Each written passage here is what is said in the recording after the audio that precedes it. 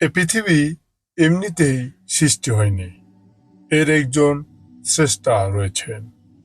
তিনি হলেন করুণার আধার, দয়ার নিধান, আল্লাহ তাআলা, আল্লাহ রাব্বুল আলামিন। তার ইঙ্গিতেই পৃথিবীর সবকিছু পরিচালিত হচ্ছে।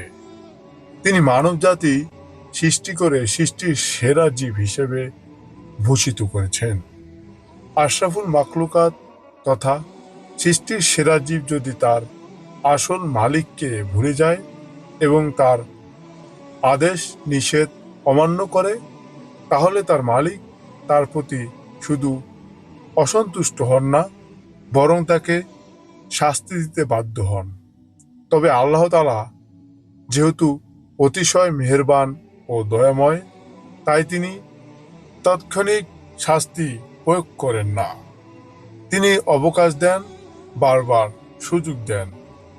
তাছাড়া আমাদের প্রিয় নবী করিম সাল্লাল্লাহু আলাইহি সাল্লাম আল্লাহ তাআলার কাছে এ দোয়া করেছিলেন যে তার উম্মতকে যেন আগেরকার উম্মতের মতো শাস্তি তথা মানবাকৃতিকে বানর, শূকর ইত্যাদি আকৃতিতে রূপান্তর, পাথরের বৃষ্টি, ভূমি উল্টিয়ে দেওয়ার মতো কঠিন প্রাকৃতিক দুর্যোগে বিনষ্ট করা না হয়।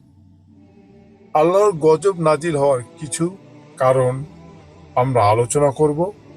পাপের সীমা ছড়িয়ে গেলে, মানুষ পাপ করতে করতে যখন পাপের সীমা ছড়িয়ে যায়, তখনই আল্লাহর শাস্তি নাজিল হয়। পাপিষ্ঠ ফেরাউনকে আল্লাহ তাআলা তখনই ধরেছেন যখন সে নিজেকে আল্লাহ বলে দাবি করেছেন।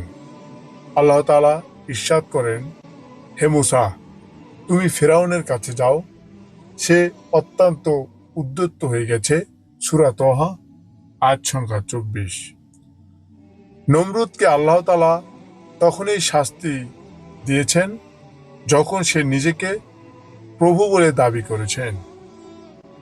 অনুরূপভাবে আদ, সামুদ প্রভৃতি জাতিকে তাদের সীমাহীন পাপাচারের কারণে ধ্বংস করে দেওয়া হয়েছে।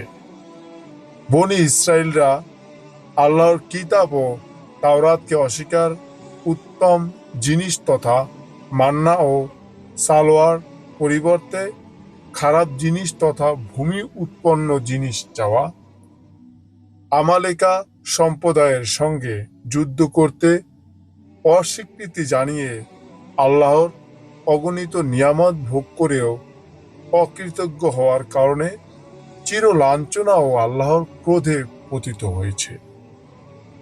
আগের নবীদের এসব কাহিনী পবিত্র কোরআনে আলোচনা করে আল্লাহ তাআলা এটি বোঝাতে চেয়েছেন যে যদি উম্মতে মুহাম্মদী সাল্লাল্লাহু আলাইহি সাল্লামও তাদের মতো পাপাচারে লিপ্ত হয়, তবে তাদের পরিণতি অনুরূপ হবে এবং একই ভাগ্য বরণ করতে হবে।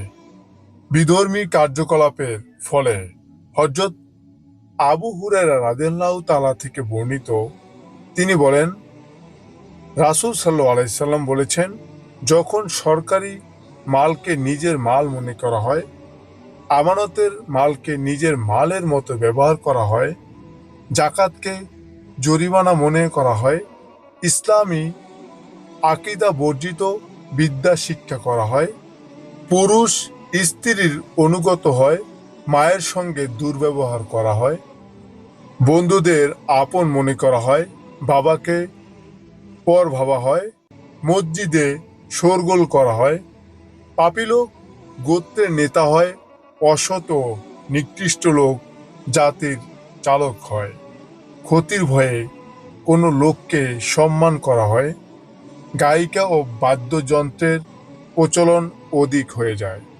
মদ্যপানের অধিক্য ঘটে, পরবর্তী সময়ে লোকেরা পূর্ববর্তী লোকদের বদনাম করে, তখন যেন তারা অপেক্ষা করে লু হওয়া, গরম বাতাস, ভূমিকম্প